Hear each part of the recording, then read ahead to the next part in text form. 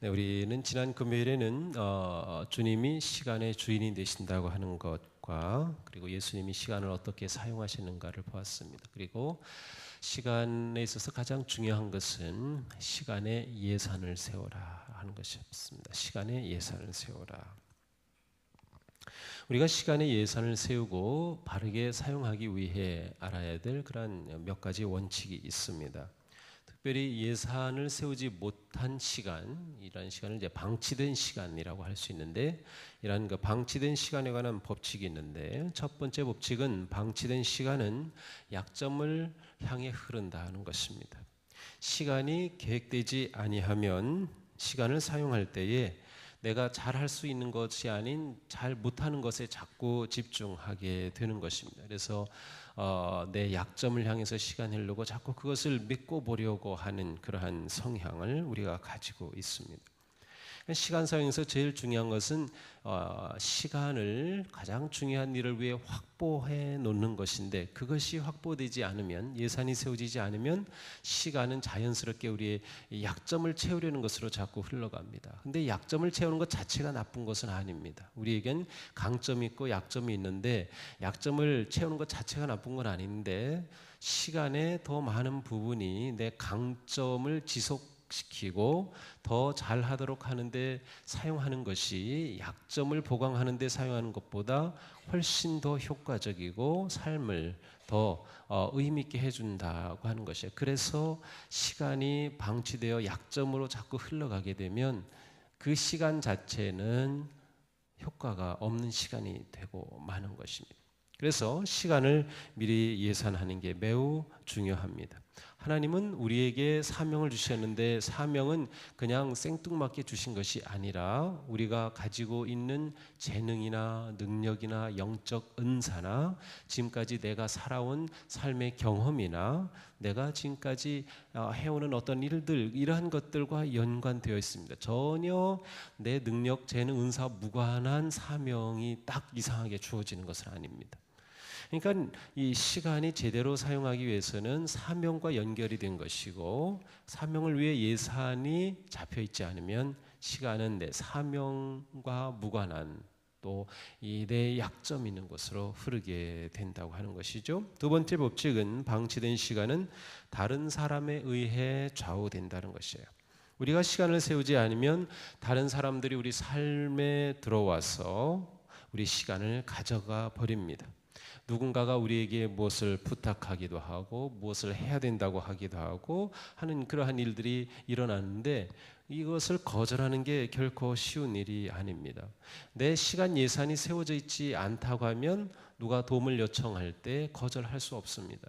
근데 그 도움에 반응하는 게 나쁜 일은 아닙니다. 그게 괜찮은 일이고 좋은 일일 수도 있지만, 그러나 나에게 주어진 사명과 관계없는 일이라고 하면 꼭 내 중요한 그 시간을 그렇게 사용해야 할 필요가 없는 경우가 굉장히 많이 있는 것입니다. 사람들은 자신들의 요청에 즉각 응답해주고 만족시켜 주기를 바랍니다. 또 우리도 그러한 마음을 가지고 있습니다. 누군가가 도움을 요청할 때 해주고 싶고 해줘야만 하고 하는 그러한 우리의 의무가 있고 또한 그런 성향이 있기 때문에, 시간이 예산이 잡혀 있지 않으면 우리의 중요한 시간들이 그런 것에 자꾸 흘러갑니다. 그래서 내가 내 시간을 내 사명에 따라 사용하지 못하고 계속 다른 사람이 내 시간을 빼앗아 가는 일이 자주 생기게 되는 것이죠.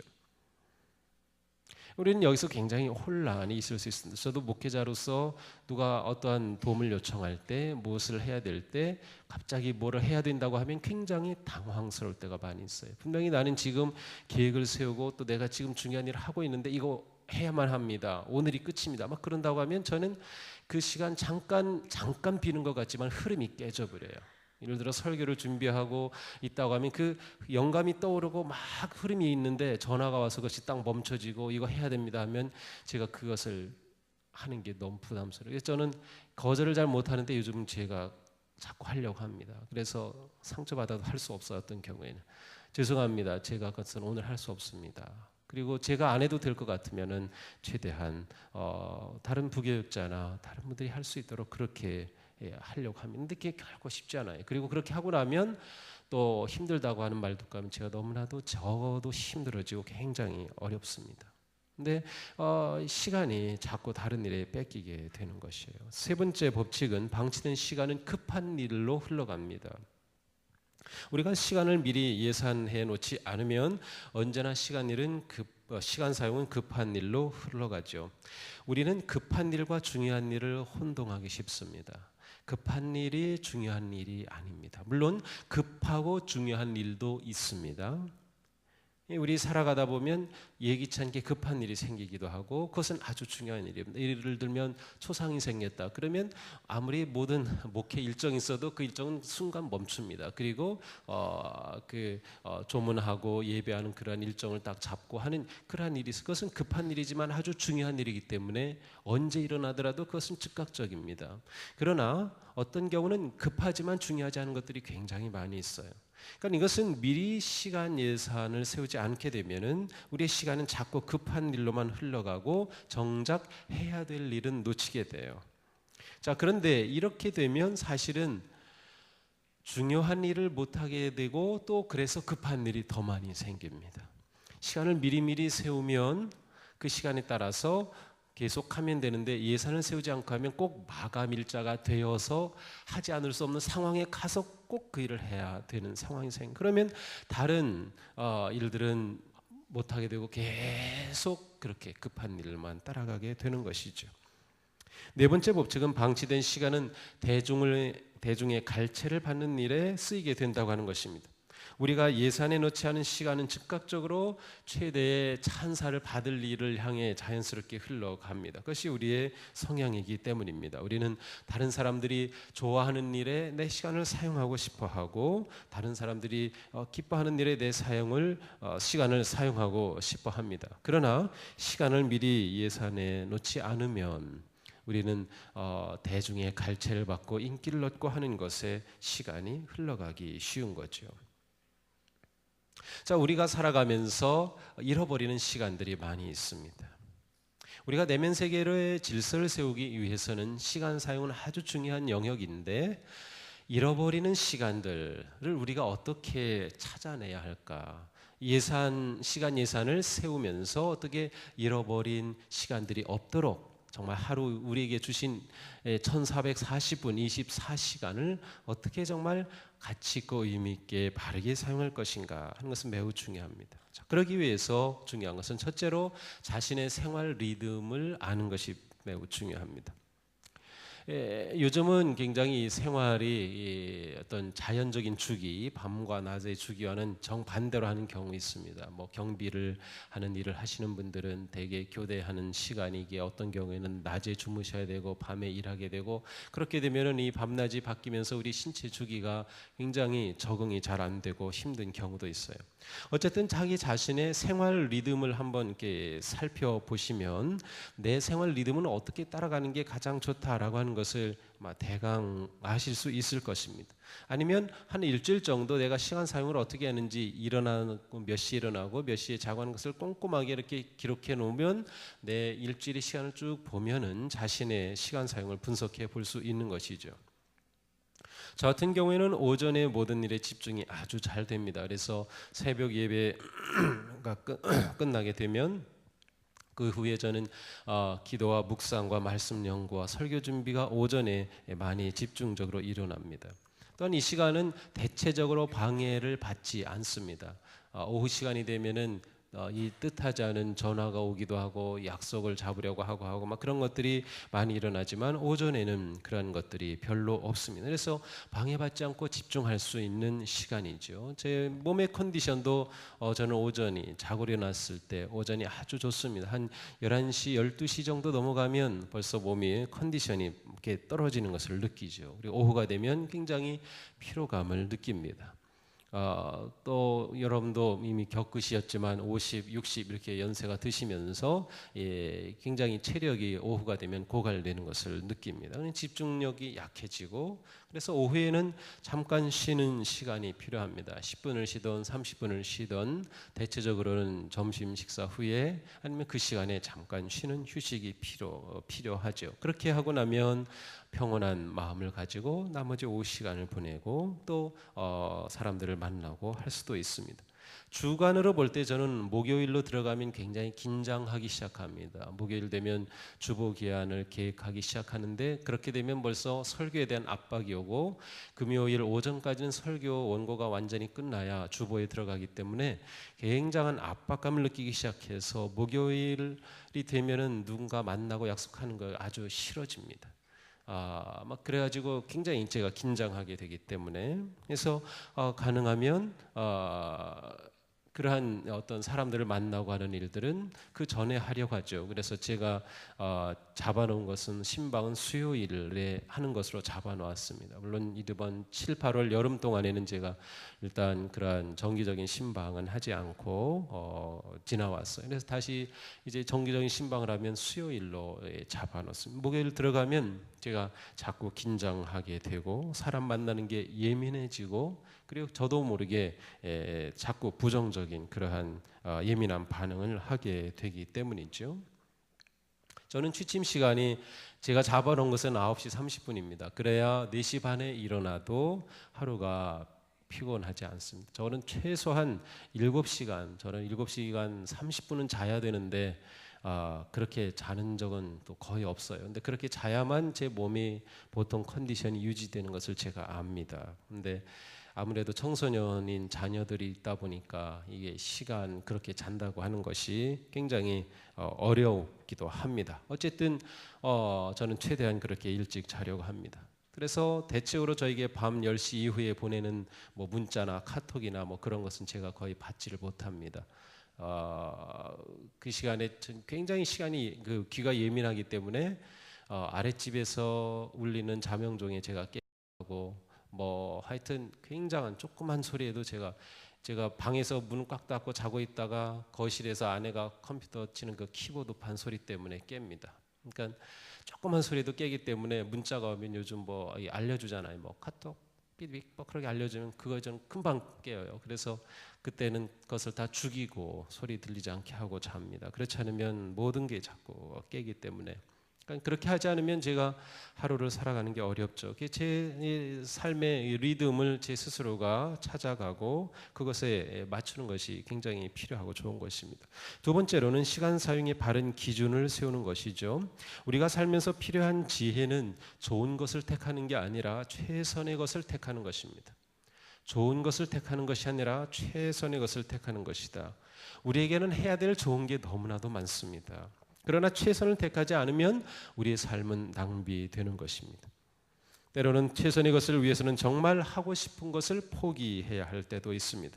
아무리 즐겁고 좋은 시간이라 하더라도 토요일 늦게까지 뭐 하는 것은 굉장히 저에게는 치명적이죠. 저는 최대한 주일 아침 예배를 드리고 또 예배를 인도하고 설교하는 것을 위해 제 몸과 마음이 최고의 컨디션을 유지하도록 하는 것이 제 임무이고 제가 그렇게 해야 하기 때문에 사실은 토요일에 늦게 뭐 하고 하는 것은 저는 전혀 하지 않습니다.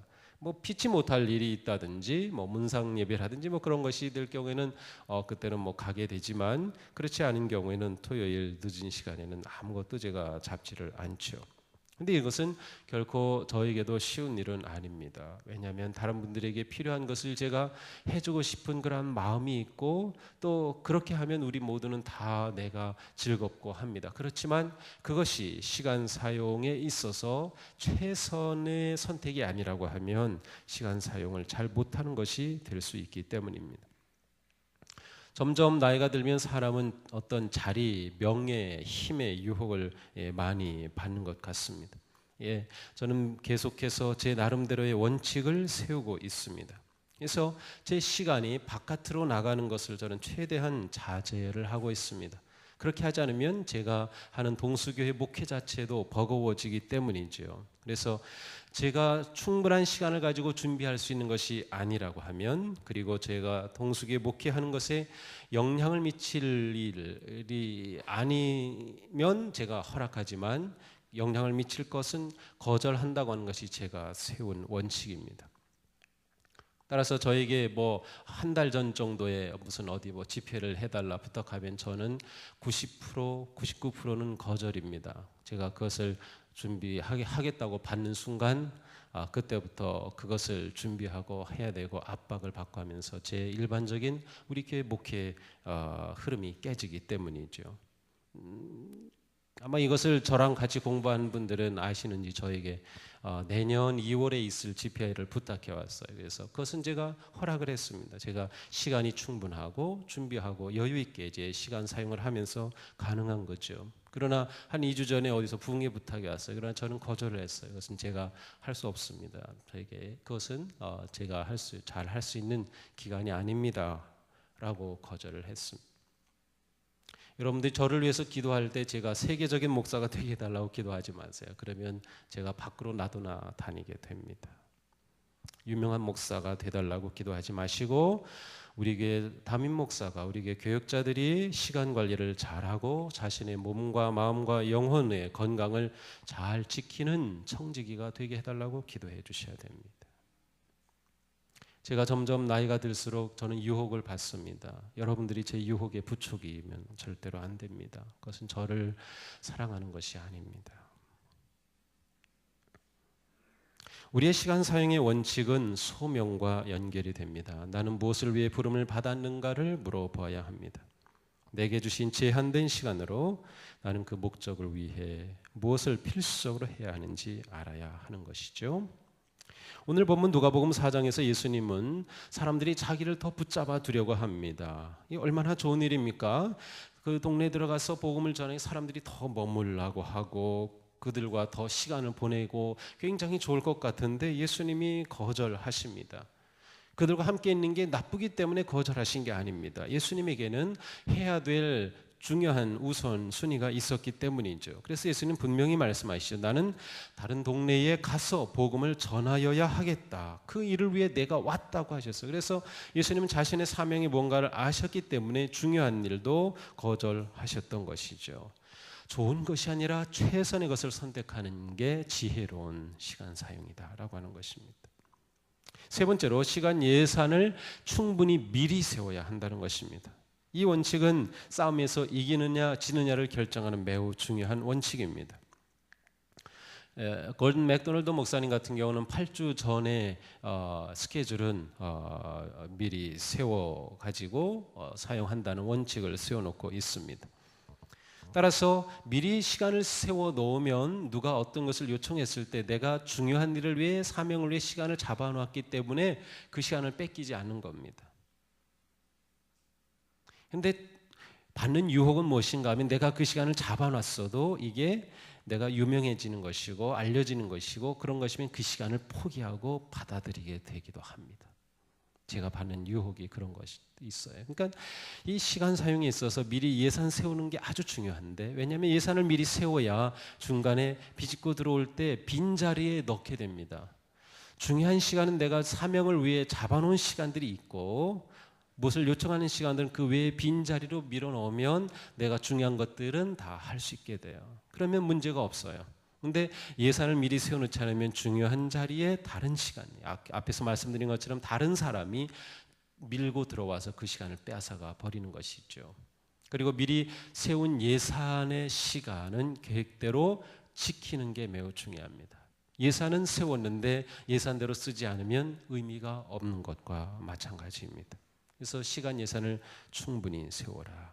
글쎄요, 지금까지 우리가 살아오면서 뭐 이렇게 시간 예산 세우고 그렇다고 뭐 노트에다가 뭐 시간 일정 몇 시에서 몇 시 뭐 이렇게 뭐 그렇게 막 적고 뭐 그렇게 꼭 살아야 되는 것은 아닙니다. 그래야만 시간 관리가 되는 것은 아닙니다. 그러나 여러분이 대체적으로 마음의 시간을 정하시는 겁니다. 주일은 내가 하나님을 위한 예배 시간에 목숨 걸고 확보해놨다. 이 시간은 무엇도 방해할 수 없다. 그렇다면 그 시간은 내가 평생 지켜가는 것입니다. 매일 이 시간은 내가 새벽을 위해 하나님 앞에 하나님을 마주하는 복된 시간으로 정해놨다. 이 시간이 내 삶의 우선이다 라고 정해놓으면 그 시간은 누구도 빼앗아갈 수 없는 것입니다. 내가 하루 중에 이 시간 아니면 하루 중에 얼만큼의 시간은 무엇을 위해서 내 사명인 무엇을 위해 사용하겠다라고 하는 것을 마음에 두시면 그 시간을 내가 빼앗기는 것이라고 느껴질 때는 거절할 수가 있는 것이죠. 그렇지 않으면 우리의 시간은 계속해서 다른 사람이 빼앗아가고 중요하지 않은 일에 빼앗기게 되는 것이죠. 또한 살아가면서 시간 계획에서 중요한 것은 제 경험으로는 일주일에 주일 저녁이나 저는 월요일 아침입니다. 오늘 새벽 예배 끝나고 제 사무실에 가면 저는 이번 주간의 일정을 제 나름대로 일단 제가 가지고 있는 일정을 쭉 확인을 합니다. 그러니까 이번 한 주간의 시간 예산을 세우는 것이죠. 그리고 매월 첫째 주가 되면 한 달의 예산을 대체적으로 확인해 봅니다. 그 이후까지도 물론 장기적인 계획은 있지만 그렇게 한번 해보시기 바랍니다.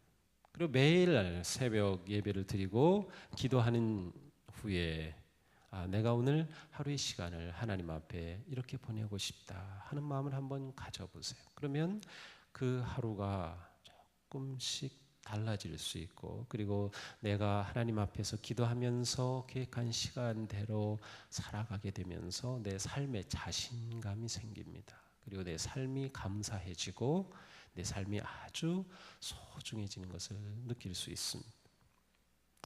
시간은 하나님이 우리에게 주신 최고의 선물입니다. 우리의 생명은 곧 시간이기 때문이죠.